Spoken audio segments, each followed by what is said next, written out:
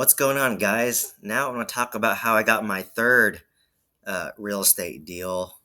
And I think at the time, my first two single family homes were in the Bay Area, and I just relocated to Southern California, which is where I currently reside. So I moved from a very high cost of living area to a high cost of living area in Southern California.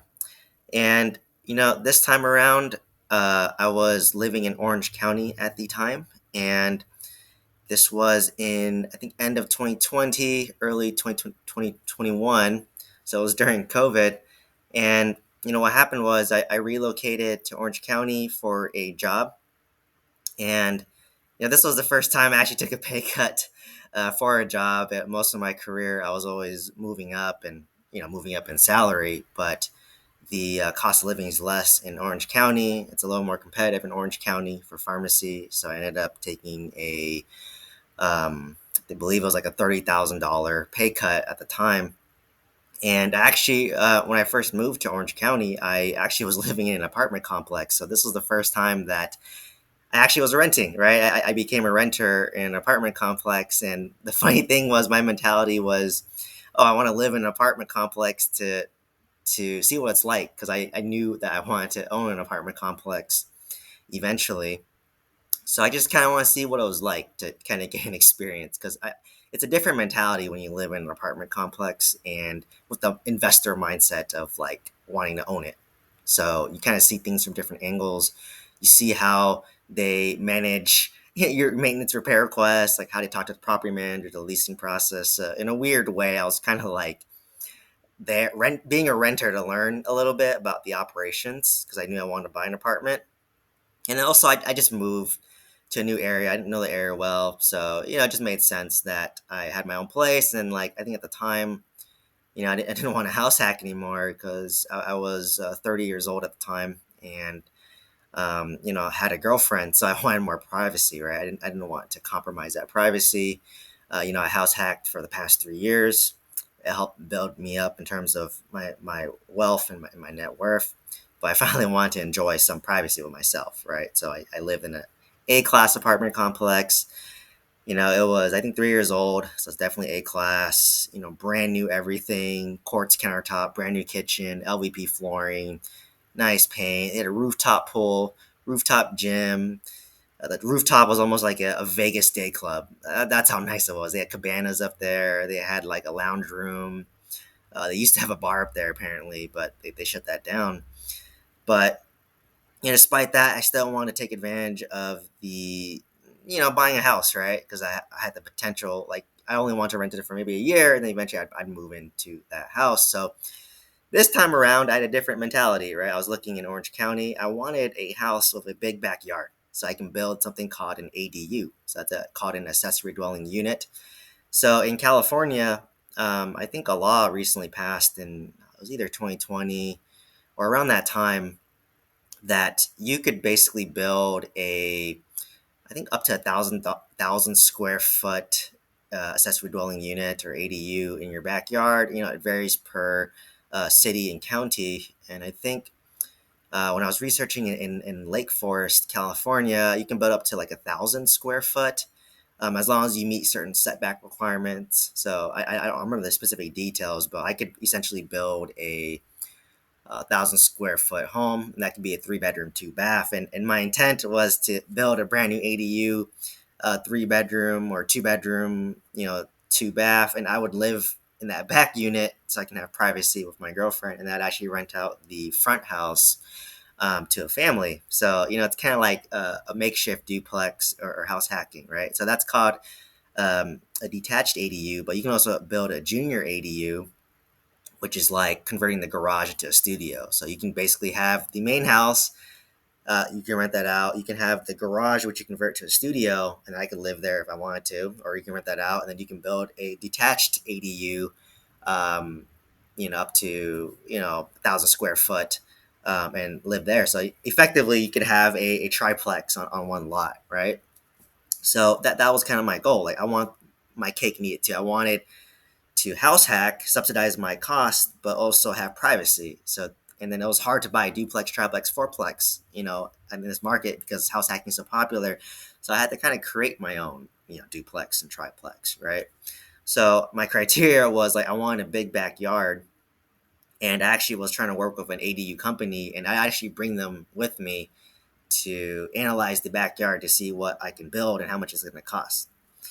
So that was my initial goal. So I ended up, um, I think I was quoted like to build the ADU in the backyard. It was like $200,000.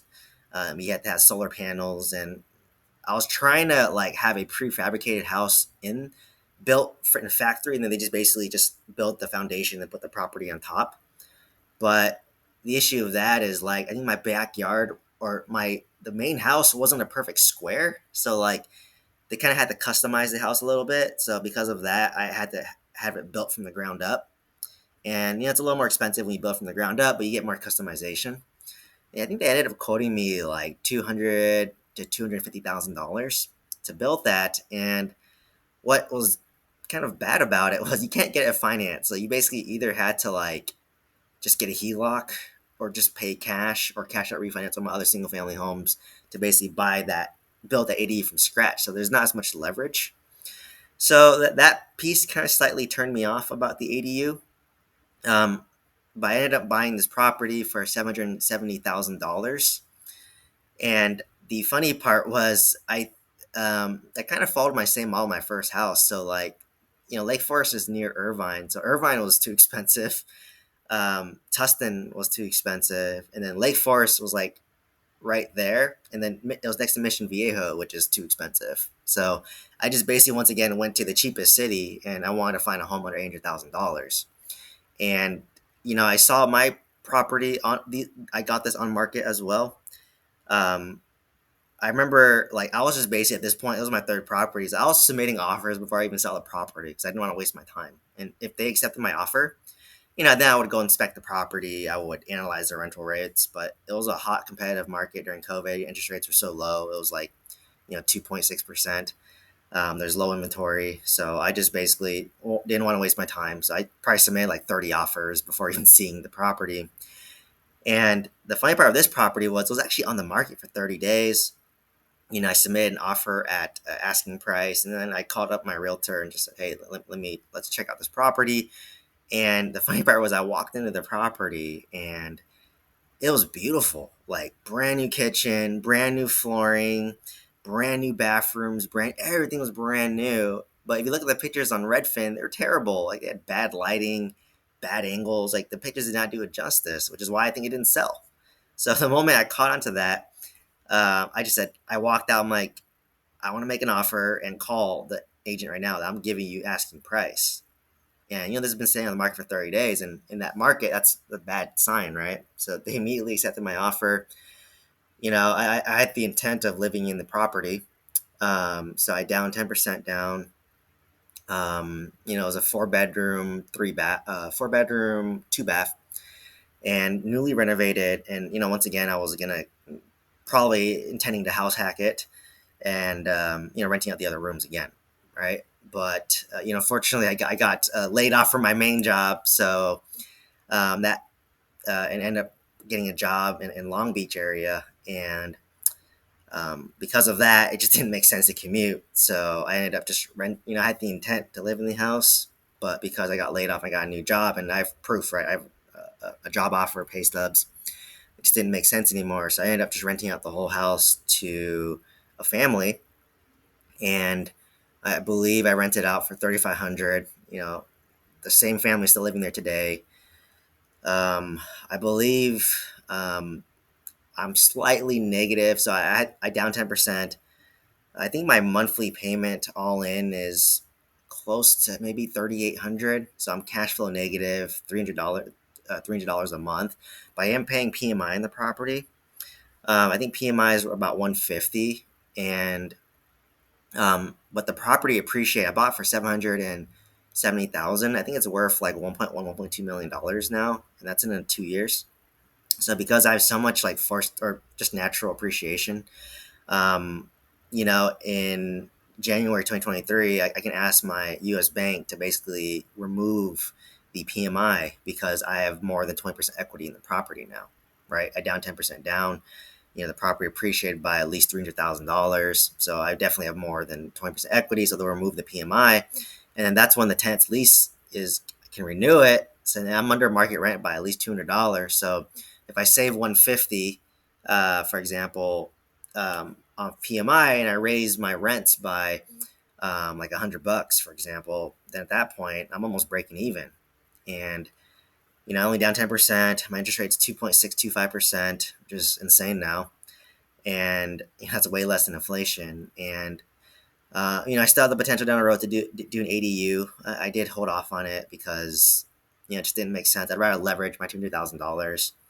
But eventually, let's just say if I do want to live in Orange County again, I may just take that $200,000 and then just build an ADU and then live in there until I want to upgrade to my forever home, right? Which is where I would probably want to raise my kids and family one day. So it's still an option there, but I just kind of held off on it because I'd rather use the $200,000 to buy an apartment complex. But once again, just want to share my story. I wanted to build an ADU. I was so consumed by it, and it is a popular model, especially in California, right? Because imagine you can build a house for $200,000 and or ADU for $200,000 or 250, and then you can rent it out for at least 2,500. So that hits the 1% rule in a way, right? So just want to share my story about my third single family home. At this point, I was a renter, and I had to seed my mind about multifamily. But like I said, once again, I wish I had a course and a mentor that taught me A through Z and how to get my first out-of-state apartment complex and how to find it off market and how to vet. Because up to this date, my first three single family homes, they're all on market. They're all in California, which is where I live. And they're all single family homes where I had the intent of house hacking it. But this time I was thinking about ADUs, right? So kind of like a duplex in a way.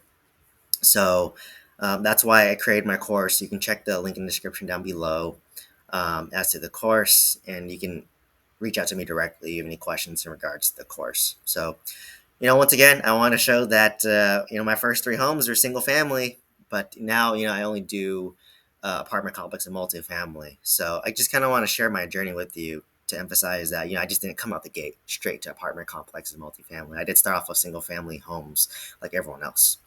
So hopefully you found value in my story here and how I got my third single family home. Overall as a trend, I kind of bought properties that had bad pictures on Redfin because they were poorly advertised, and I would strike fast and make offers.